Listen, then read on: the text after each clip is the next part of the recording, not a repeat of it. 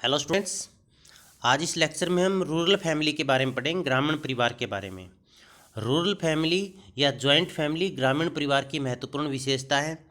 इसके अंदर हम पढ़ेंगे meaning and definition of rural family और joint family, essential elements of rural family, structure of joint family and characteristics of rural family. इनके बारे में हम विस्तार से जानेंगे। रूरल फैमिली से संबंधित हमारे 2 लेक्चर बनेंगे। पहला ये, इसके पश्चात एक लेक्चर और होगा। तो अब सबसे पहले meaning and definition of rural और जॉइंट फैमिली। ग्रामीण परिवार है उसको संयुक्त परिवार भी कहा जाता है, क्योंकि ग्रामीण परिवार कृषि पर निर्भर है और कृषि कार्य में बहुत ज़्यादा व्यक्तियों की ज़रूरत पड़ती है। तो इसीलिए परिवार के सभी सदस्य एक साथ मिलकर रहते हैं। 2 या 2 से 3 या 3 से अधिक पीढ़ियों के लोग एक साथ मिलकर सामान्य घर में रहते हैं और एक ही रसोई का बना हुआ खाना खाते हैं और वो सामूहिक क्रियाओं में भाग लेते हैं। जैसे पूजा अर्चना करना है तो वो सभी मिलकर उन पूजा अर्चना की क्रियाओं में भाग लेते हैं। तो ऐसे परिवारों को ज्वाइंट फैमिली या संयुक्त परिवार या ग्रामीण परिवार कहा जाता है। तो विस्तार से जानते हैं हम यहाँ पर। Rural social structure, rural family and it's changing pattern, ये पूरे लेसन का नाम है। इसके अंदर हम सबसे पहले करेंगे संयुक्त जो रूरल फैमिली का अर्थ है उसके बारे में।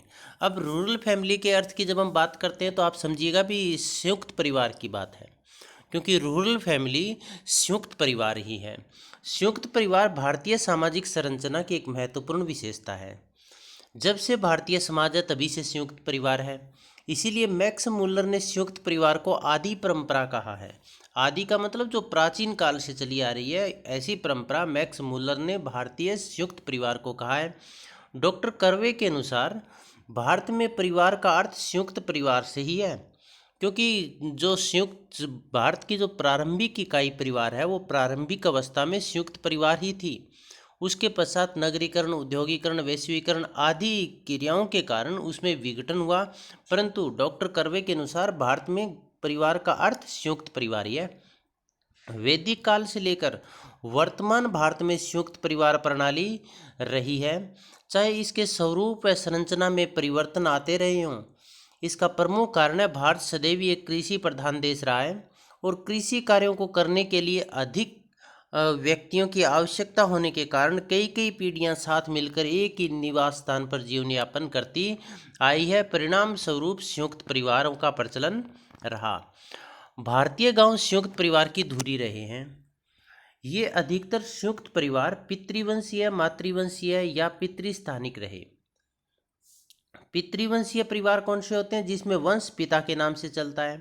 पितृसत्तात्मक परिवार वो होते हैं जिसमें पिता की सत्ता होती है। इसका मतलब पुरुष प्रधान समाज होते हैं, जो करता है वो पिता होता है।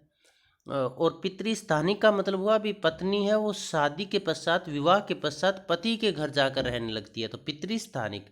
और भारतीय जो विशेषकर भारतीय हिंदू परिवार है वो पितृवंशीय, पितृस्थात्मक और पितृस्थानिक परिवार रहे हैं। भारतीय ग्रामीण परिवार का अर्थ संयुक्त परिवार ही है, परंतु बदलते परिवेश में औद्योगिकरण, नगरीकरण, पश्चिमीकरण, वैश्वीकरण आदि के कारण इस परंपरागत ग्रामीण परिवारों का विघटन हुआ और अब ये विघटित होकर एकल परिवार में बदल रहे हैं। तो ग्रामीण परिवार या संयुक्त परिवार का अर्थ और परिभाषाएं। संयुक्त परिवार ऐसे व्यक्तियों का समूह है जो एक ही घर में रहकर एक ही रसोई का भोजन करते हैं, एक साझी संपत्ति रखते हैं तथा आपस में मिलजुल कर सामूहिक पूजा में भाग लेते हैं और आपस में पारस्परिक अधिकारों और कर्तव्यों के द्वारा एक दूसरे से संबंधित होते हैं। ऐसे परिवारों को संयुक्त परिवार कहा जाता है। अब आप देखिएगा, संयुक्त परिवार व्यक्तियों का समूह जो एक ही घर में, इसका मतलब सामान्य निवास स्थान, उनका घर एक ही होगा, एक ही रसोई, और जो भोजन करते हैं वो उनका सामूहिक भोजन बनेगा, एक ही जगह पर भोजन बनेगा। ये नहीं है घर एक है और एक घर में अलग अलग रसोइयों में भोजन बनता हो। उनकी साझी संपत्ति होती है। एक कर्ता होता है, वो संपत्ति को नियंत्रित करता है और दूसरे अन्य व्यक्ति जब कमा कर लाते हैं पैसे तो वो उस साझी जो परिवार का कोष है उसमें वो जमा करवा देते हैं और जो परिवार की संपत्ति होती है उन पर सभी सदस्यों का अधिकार होता है। आपस में सामूहिक, वो कोई भी पूजा अर्चना का कार्य करते हैं तो वो सभी सदस्य मिलकर पूजा अर्चना का कार्य करते हैं। आपस में पारस्परिक अधिकारों और कर्तव्यों और सभी सदस्यों के अधिकार और कर्तव्य निश्चित होते हैं, कर्ता के द्वारा निश्चित किए जाते हैं। जैसे महिलाएं क्या काम करेगी, पुरुष क्या काम करेंगे, या फिर बुजुर्ग है वो घर में देखभाल का काम करेंगे, तो युवा पशुओं का काम करेंगे, महिलाएं बच्चों के पालन पोषण का काम करेगी, तो जो पुरुष है वो कृषि का कार्य करेंगे। तो जो छोटे बच्चे हैं उनका कर्तव्य बड़ों का आदर करना है और बड़ों के उनके प्रति अधिकार है। तो इस तरह से प्रत्येक सदस्य है उनके अधिकार और कर्तव्यों के कारण वो आपस में एक दूसरे से बंधे होते हैं और ये सभी रक्त संबंधी होते हैं। तो संयुक्त परिवार वो परिवार है जिनके सभी सदस्य एक सामान्य निवास स्थान में रहकर एक ही रसोई से बना खाना खाते हैं, साझी संपत्ति रखते हैं और मिलकर पूजा अर्चना करते हैं और पारस्परिक अधिकारों और कर्तव्यों से जुड़े हुए रक्त संबंधी होते हैं। अब ऐसे परिवारों में माता पिता हो गए, दादा दादी हो गए, देखिए एक पीढ़ी ये हो गई, एक पीढ़ी ये हो गई, चाचा चाची हो गए, भाई भाभी हो गए, एक पीढ़ी ये हो गई, चचेरे भाई बहन और अविवाहित भाई बहन साथ साथ जीवन यापन करते हैं। तो इसका मतलब इतने सदस्य एक परिवार में हो गए। जैसे हम वर्तमान समय में देखते हैं भी एक दंपत्ति हो गया, पति पत्नी हो गए और उनके अविवाहित बच्चे हो गए। उनके मुकाबले में जब इनको हम देखते हैं तो माता पिता भी है साथ में, दादा दादी भी है साथ में, पोता पोतियाँ भी साथ में है, चाचा चाची भी है, कजन्स भी है। तो इसका मतलब एक बहुत बड़ा परिवार हो गया और ये सभी सदस्य एक ही घर में रहते हैं, एक ही रसोई का बना हुआ खाना खाते हैं, साथ मिलकर रीति रिवाजों त्योहारों को मनाते हैं और आपस में अधिकारों और कर्तव्यों से जुड़े हुए होते हैं और इनकी संपत्ति साझी होती है। तो ये परिवार कैसा परिवार कहलाएगा? संयुक्त परिवार कहलाएगा। और ग्रामीण परिवार कैसा है? संयुक्त परिवार है।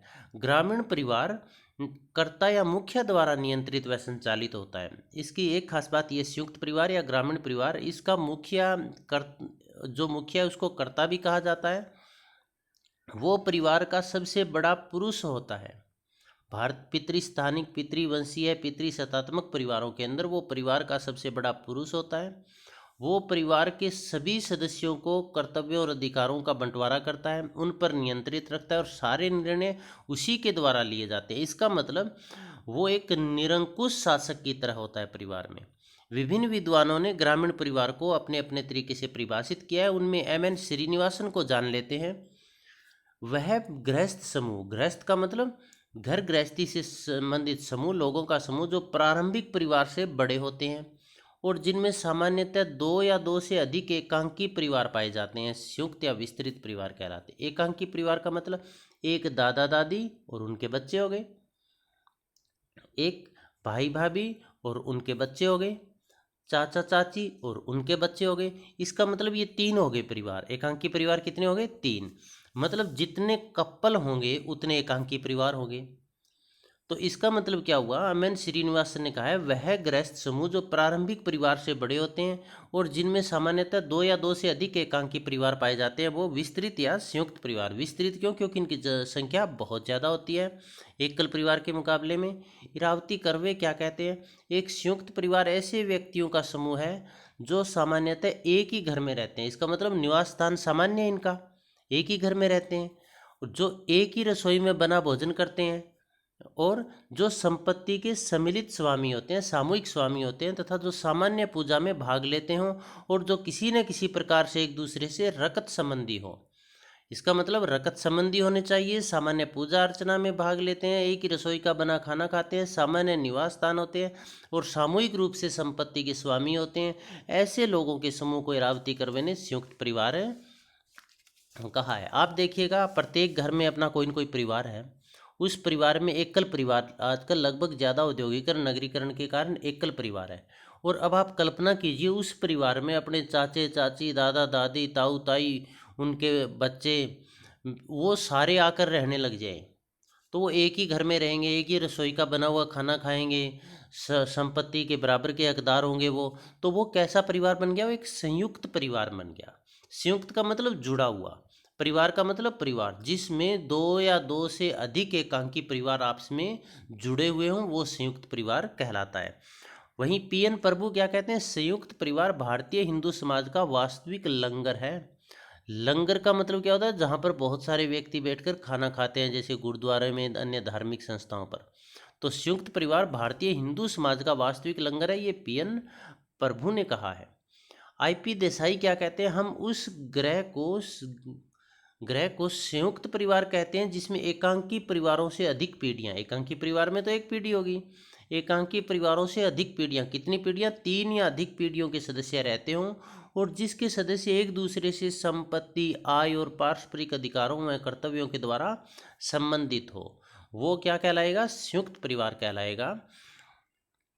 उपरोक्त परिभाषाओं के आधार पर कहा जा सकता है कि संयुक्त परिवार वह परिवार है जिसमें कई पीढ़ियों के लोग एक साथ निवास करते हैं, जिनकी संपत्ति सामूहिक होती है, परिवार के सभी सदस्य भोजन, उत्सव, त्योहार, पूजन आदि में सामूहिक रूप से भाग लेते हैं और परिवार के और परस्पर अधिकारों और कर्तव्यों से बंधे रक्त संबंधी होते हैं, वो क्या कहलाएंगे, संयुक्त परिवार कहलाएंगे। Essential elements of rural joint family, जो ग्रामीण परिवार है उसके आवश्यक तत्व कौन कौन से हैं, तो यहाँ पर उन आवश्यक तत्वों के बारे में हम जान लेते हैं।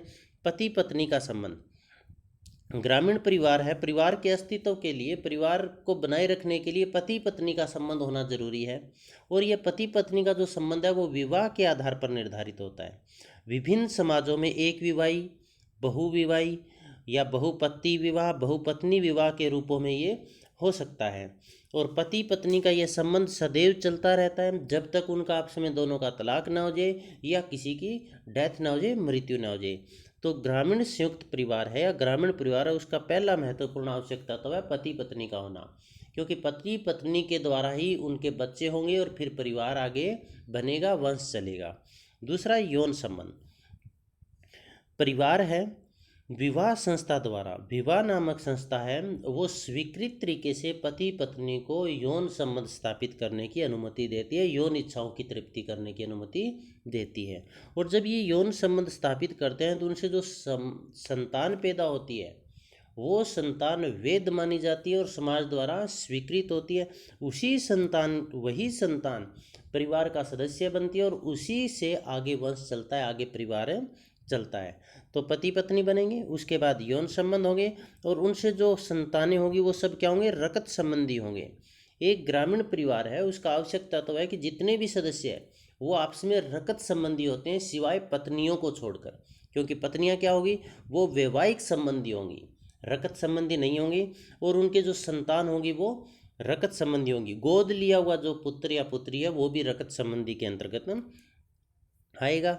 सामान्य निवास स्थान, सामान्य निवास स्थान का तात्पर्य ये है कि ग्रामीण परिवार के जो सदस्य है उनका निवास स्थान एक ही होता है, एक ही घर में वो सभी सदस्य मिलजुल कर रहते हैं और किसी को यदि घर से बाहर जाना पड़ जाए व्यापार के लिए, व्यवसाय के लिए, रोजगार के लिए, शिक्षा के लिए, अन्य किसी कारण से, तो भी वो परिवार संयुक्त परिवार का ही सदस्य माना जाएगा, क्योंकि वो अपने निवास स्थान पर काम पूरा होने के पश्चात वापस आता है। तो इनका रहने के लिए एक सामूहिक निवास स्थान होता है। ये निवास स्थान पितृस्थानिक भी हो सकते हैं और मातृस्थानिक भी हो सकते हैं। आर्थिक व्यवस्था, आजीविका चलाने के लिए, बच्चों के भरण पोषण के लिए, परिवार को आगे बढ़ाने के लिए आर्थिक व्यवस्था भी होती है, जिसमें ग्रामीण परिवार की जो आर्थिक व्यवस्था है उसके अंदर कृषि या पशुपालन या फिर टोकरियां बनाना, मिट्टी के बर्तन बनाना, इस तरह के लघु और कुटीर उद्योग भी वहाँ पर है, जिसमें अपनी योग्यता के अनुसार, कुशलता के अनुसार परिवार के सदस्य कार्य कर रहे होते हैं। वंश नाम की प्रणाली, एक ग्रामीण परिवार या संयुक्त परिवार का आवश्यकता तो वंश प्रणाली का होना है। वंश या नाम प्रणाली वो प्रणाली है जिसके द्वारा एक परिवार दूसरे परिवार से अलग होता है, जिसके आधार पर परिवार का वंश चलता है, परिवार आगे बढ़ता है। और हिंदू परिवारों में वंश है ये पिता के नाम पर चलता है, इसीलिए इसको पितृवंशीय परिवार कहा जाता है। और जिन परिवारों में वंश माता के नाम पर चलेगा उसको मातृवंशीय परिवार कहा जाएगा। तो ये परिवार के आवश्यक तत्व है, पति पत्नी के संबंध होने चाहिए और वो संबंध तब तक चलेंगे जब तक किसी की एक की डेथ ना हो जाए या फिर तलाक ना हो जाए। वो जब वो आपस में स्वीकृत वैवाहिक नामक स्वीकृत संस्था से वो यौन संबंध स्थापित करेंगे, उनसे वैध संतान प्राप्त होगी, समाज द्वारा स्वीकृत होगी, जो रक्त संबंधी होंगे, सभी मिलजुल कर एक ही घर पर रहेंगे वो, और कुछ न कुछ आर्थिक कृषि पशुपालन जैसी क्रियाएं करेंगे ताकि अपनी आजीविका चला सके और उन्हीं संतानों से आगे उन परिवार का वंश चलता है। तो ये आवश्यक तत्व थे परिवार के। Structure of rural joint family, rural joint family, उनका स्ट्रक्चर कैसा है? स्ट्रक्चर का मतलब उसमें माता पिता भी है, दादा दादी भी है, भाई बहन भी है, उसमें विडोज भी है, तो उनकी क्या स्थिति है उनके बारे में हम जानते हैं, उनका स्थान क्या है। क्योंकि ग्रामीण जो परिवार है उसमें प्रत्येक सदस्य का एक स्थान निश्चित होता है। तो सबसे पहले हम करते हैं structure of rural joint family. इसके अंदर कर्ता की स्थिति, स्टेटस ऑफ कर्ता। अब लिखेंगे संयुक्त परिवार है, ग्रामीण परिवार है, ग्रामीण परिवार, संयुक्त परिवार है। संयुक्त परिवार के अंदर जो परिवार का मुखिया होता है, जो सबसे बड़ा व्यक्ति होता है, वो कर्ता कहलाता है या मुखिया कहलाता है। पितृसत्तात्मक परिवार में ये सबसे बड़ा पुरुष होगा, ये पिता भी हो सकता है, दादा भी हो सकता है। मातृसत्तात्मक परिवार में सबसे बड़ी स्त्री होगी, महिला होगी। अब ये जो कर्ता है ये एक निरंकुश शासक जैसा होता है। ये कर्ता की स्थिति क्या है कि सभी परिवार के सदस्य उसकी आज्ञा का पालन करते हैं और वो सभी निर्णय, परिवार से संबंधित सभी निर्णय कर्ता के द्वारा लिया जाता है। परिवार के सदस्यों के बीच में आपसी कोई झगड़ा या मनमुटाव हो जाए तो वो कर्ता के द्वारा उसको सॉर्ट आउट किया जाता है, सुलझाया जाता है। परिवार के सदस्यों के कौन कौन से अधिकार है, कौन कौन से कर्तव्य हैं, कौन सा सदस्य क्या कार्य करेगा, उनके बीच में काम का बंटवारा करना है, वो भी कर्ता के द्वारा किया जाएगा। वैदिक काल के अंदर तो वैदिक जो आर्य परिवार थे उनमें पिता के अधिकार तो और भी कठोर माने जाते थे। ये भी माना जाता था कि उसे दंड देने का भी अधिकार था कर्ता को, उसे अपने पुत्र को बेचने या त्याग देने का अधिकार भी होता था। इसके साथ साथ जो करता है वो आर्थिक व्यवस्था का भी पूरा नियंत्रण रखता है। वो संपत्ति पर उसका पूरा अधिकार होता है। वो संपत्ति को बेच भी सकता है, संपत्ति को दान दे सकता है, संपत्ति को अन्य किसी के नाम भी कर सकता है। पूरा आय व्यय का ब्यौरा है वो कर्ता के द्वारा रखा जाता है, पूरा हिसाब किताब कर्ता के द्वारा रखा जाता है। इसका मतलब ग्रामीण संयुक्त परिवार में कर्ता को सबसे अधिक शक्तियां और अधिकार प्राप्त है और उसकी आज्ञा, अधिकार या शक्तियों की कोई अवहेलना नहीं कर सकता। महत्वपूर्ण स्थिति है। इसके पश्चात जो संयुक्त परिवार है उसमें स्ट्रक्चर, संरचना है, उसमें दूसरी जो महत्वपूर्ण स्थिति है, कर्ता के पश्चात जो पद आता है वो कर्ता की पत्नी का आता है। कर्ता की पत्नी कर्ता के पश्चात महत्वपूर्ण स्थान रखती है और परिवार में जितनी भी महिलाएं हैं वो सभी महिलाएं कर्ता की पत्नी की आज्ञा का पालन करती है। अब कर्ता जब भी कोई निर्णय लेता है तो वो केवल स्वयं नहीं लेता, वो उसमें अपनी पत्नी की सलाह भी लेता है। तो कर्ता द्वारा लिए गए निर्णय में कर्ता की पत्नी का महत्वपूर्ण स्थान होता है। अब विशिष्ट ऋषि ने तो यहाँ तक कहा था कि माता का स्थान तो सहस्त्र पिता से भी श्रेष्ठ है।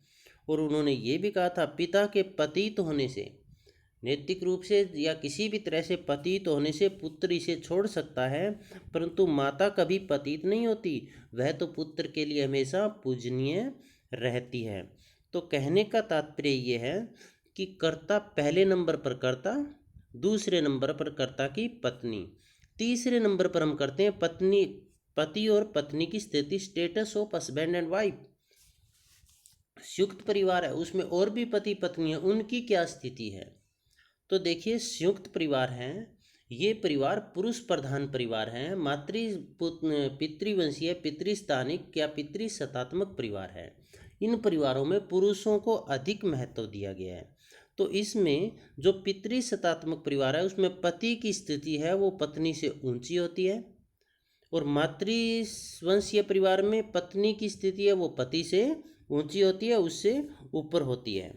और पितृवंशीय परिवार में पति को अपने पत्नी के ऊपर पूरा अधिकार प्राप्त होता है, वो उन्हें बेच भी सकता है, दांव पर भी लगा सकता है। जैसे महाभारत के अंदर हमने देखा था कि द्रौपदी को जुए में दांव पर लगा दिया गया था। तो इसका मतलब ये हुआ कि जो पति पत्नी है उनकी स्थिति है, पितृवंशीय परिवार में पति की स्थिति श्रेष्ठ है और मातृवंशीय परिवार में पत्नी की स्थिति श्रेष्ठ है। अब पति जो है उसका कर्तव्य क्या है?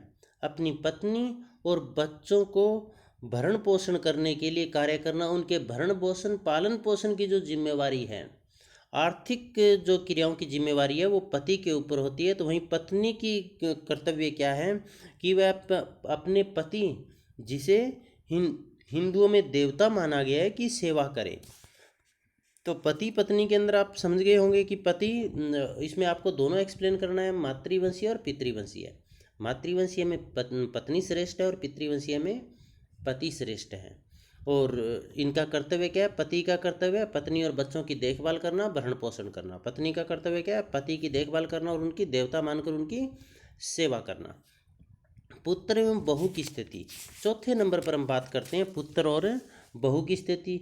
हिंदू समाज में पुत्र का महत्व अधिक है, तो पुत्र की स्थिति सबसे उच्च मानी गई है, पुत्री से या बहू से उच्च मानी गई है। बड़ा जो पुत्र है, सबसे बड़ा पुत्र, उसकी जो स्थिति है वो श्रेष्ठ मानी गई है। वो क्योंकि पुत्र की स्थिति श्रेष्ठ मानने का मतलब ये हुआ कि वो भारतीय जो हिंदू परंपरा है उनके अनुसार पुत्र है वो मोक्ष प्राप्ति का आधार है, पितृ ऋण वो चुकाता है, श्राद्ध या पिंड दान पुत्र ही करता है, और पुत्र के नाम से आगे वंश चलता है। पुत्र माता पिता के बुढ़ापे का सहारा होता है, वृद्धावस्था में उसके भरण पोषण के कर्तव्य पुत्र का ही होता है, तो पुत्र का महत्व अधिक है। इसी तरह से कर्ता की पत्नी हुई, कर्ता की पत्नी, उसके पश्चात सबसे बड़े पुत्र की पत्नी, उसके पश्चात उससे छोटे पुत्र की पत्नी, फिर उससे छोटे पुत्र की पत्नी। इस हिसाब से आयु के अनुसार, बड़े छोटे होने के अनुसार जो महिलाएं हैं उनकी स्थिति उच्च या निम्न है। बड़े पुत्र की पत्नी की जो स्थिति है वो छोटे पुत्र की पत्नी से उच्च है। तो यहाँ पर जो पुत्र है और बहू है उनका स्थान भी निश्चित होता है, उनकी स्थिति भी निश्चित होती है, पुत्रों व पुत्रियों की स्थिति। यद्यपि हिंदू परिवार में पुत्र है उनको श्रेष्ठ माना गया है पुत्रियों से, फिर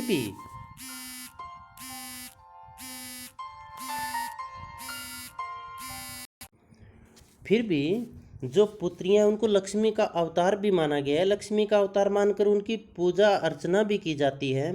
परंतु कन्या है उनको पराया धन भी माना गया है। भी वो कन्या है, उनकी शादी के पश्चात उन्हें ससुराल में चले जाना है, किसी दूसरे के घर चले जाना है।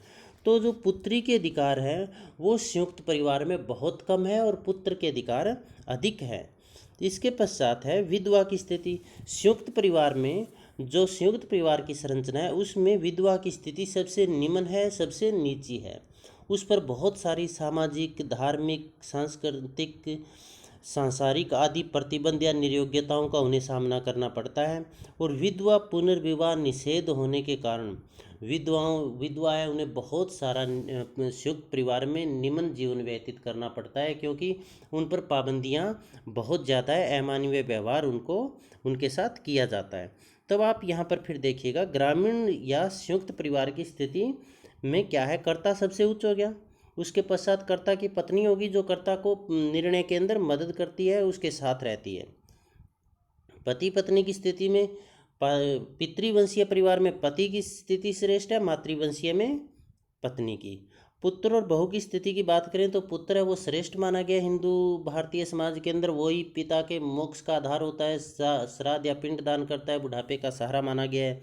तो बहू की स्थिति है वो आयु के अनुसार होगी, कर्ता की बहू है या पत्नी है उसकी स्थिति सबसे श्रेष्ठ होगी। बड़े पुत्र की उसके पश्चात नंबर आए, बड़े पुत्र की पत्नी का नंबर उसके पश्चात आएगा। इस तरह से पुत्र और बहू की स्थिति का निर्धारण होता है। पुत्र और पुत्रियों में पुत्रियों को पराया धन माना जाता है, भी शादी के बाद पराये घर चली जाएगी, और पुत्रों को वंश परंपरा को आगे बढ़ाने वाला माना जाता है, घर का रखवाला माना जाता है। इसीलिए संयुक्त परिवार है उसमें पुत्रियों की स्थिति निम्न और पुत्रों की स्थिति श्रेष्ठ होती है, विधवा की स्थिति बहुत ही निम्न है। तो ये स्ट्रक्चर था एक ग्रामीण भारतीय संयुक्त परिवार का। अब ये पितृसत्तात्मक का, मातृसत्तात्मक करेंगे तो माता का महत्व होगा, श्रेष्ठ जो महिला है उसका महत्व होगा, उसके पश्चात उसके बाद की औरत का महत्व होगा। और जो स्थान पितृवंशीय परिवारों में पिता का है, मातृवंशीय स्थान में वही मामा का होगा। इसके पश्चात characteristics of rural joint family, संयुक्त परिवार की हम विशेषताओं की बात करते हैं। तो संयुक्त परिवार की जो पहली महत्वपूर्ण विशेषता है वो है कृषि व्यवसाय। भी यहाँ के ज़्यादातर लोग हैं वो कृषि कार्य में लगे हुए हैं।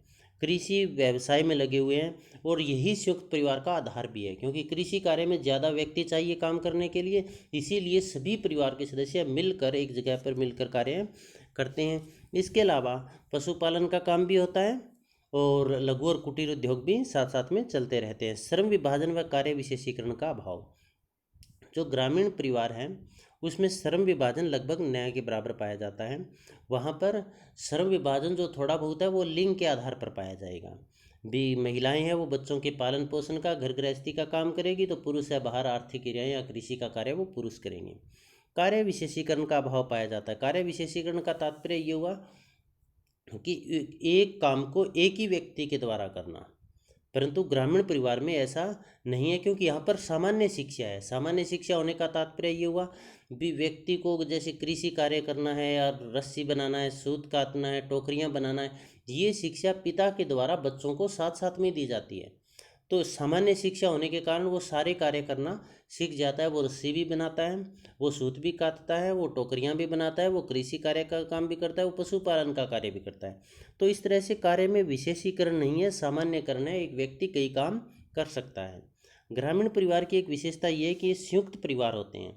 एक जगह पर बहुत सारे 2 या 3 पीढ़ियाँ एक साथ मिलकर रहती हैं। सामान्य निवास स्थान होता है, एक ही रसोई का बना हुआ वो खाना खाते हैं, साथ मिलकर एक दूसरे के सहयोग से वो कार्य करते हैं। कर्ता मुखिया होता है, उसी के द्वारा परिवार पर नियंत्रण होता है, और कार्यों का बंटवारा भी होता है। जैसे बुजुर्गों का कार्य घर की देखभाल करना, महिलाओं का कार्य बच्चों का पालन पोषण करना, बच्चों का कार्य मनोरंजन करना, युवाओं का कार्य पशुओं की देखभाल करना, और बड़ों का कार्य कृषि कार्य करना।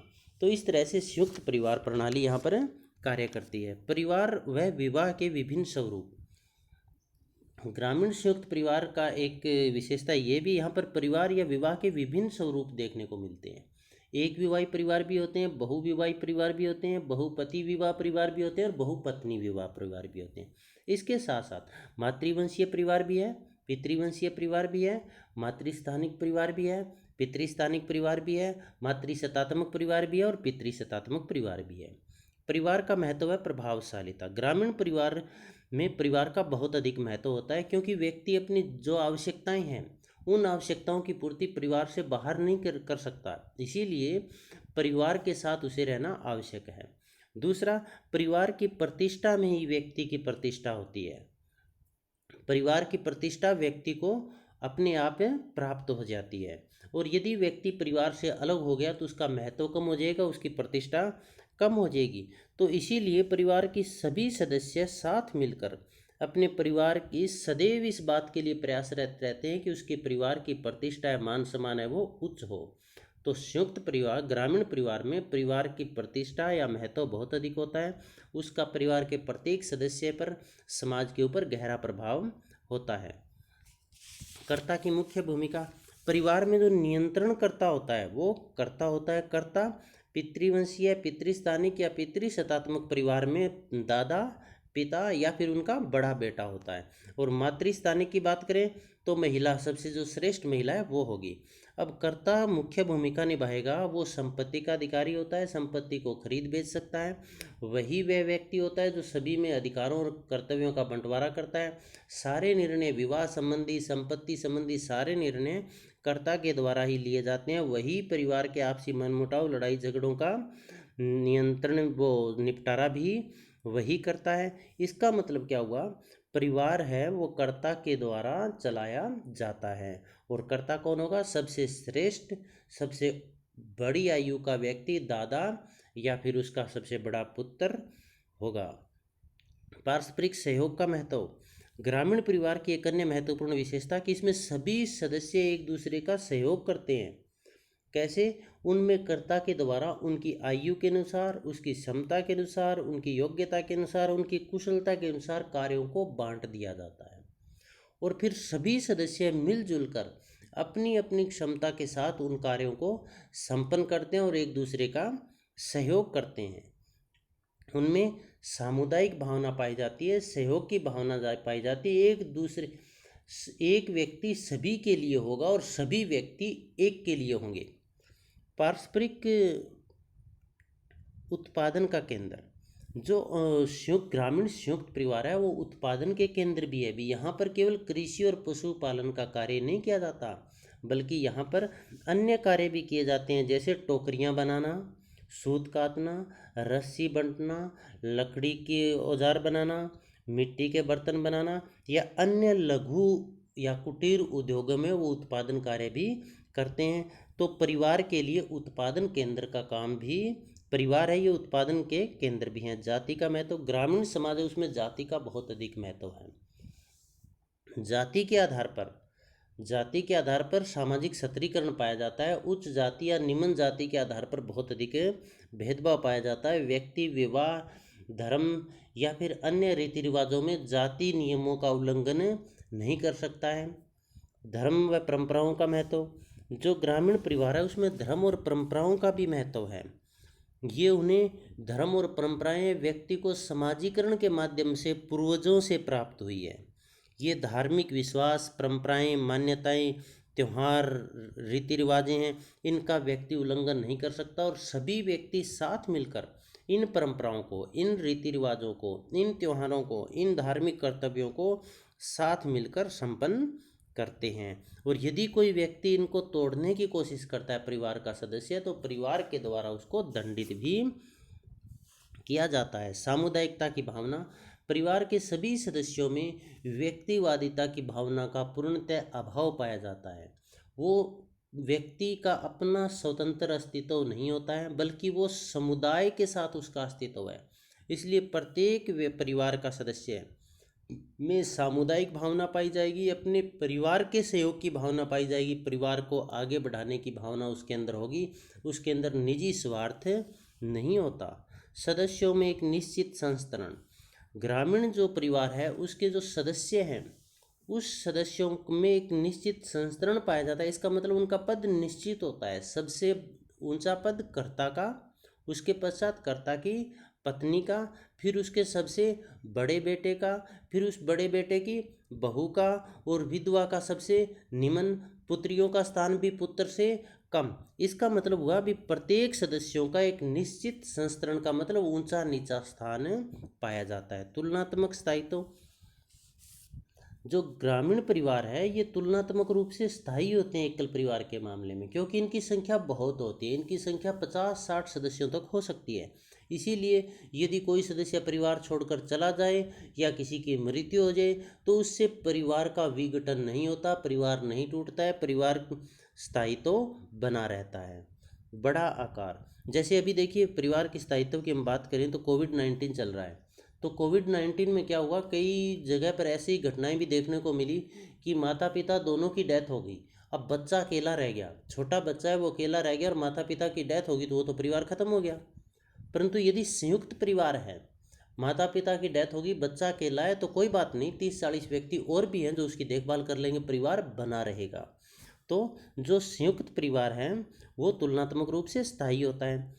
बड़ा आकार, संयुक्त परिवार की एक अन्य विशेषता यह है कि बड़ा आकार होता है, क्योंकि इसमें 3 या 3 से अधिक पीढ़ियां एक साथ मिलकर रहती है। जैसे दादा दादी, माता पिता, चाचा ताऊ, उनके बेटे मतलब कजन्स, वो सभी साथ मिलकर एक जगह पर रहते हैं तो उनका आकार बड़ा हो जाता है, उनकी सदस्य संख्या वो 50-60 तक भी पहुंच जाती है।